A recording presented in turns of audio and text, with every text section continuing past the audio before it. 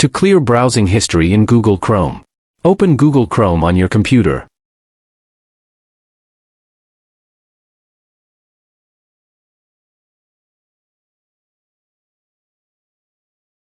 Click on the three-dot menu icon in the top right corner.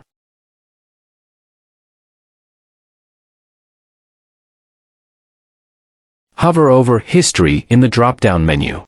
Click on History in the expanded menu.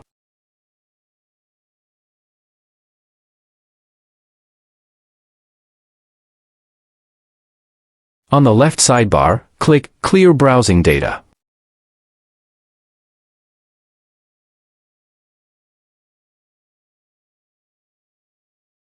Select the time range for which you want to delete the history.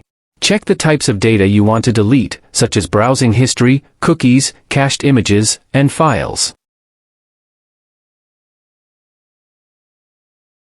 Click Clear Data.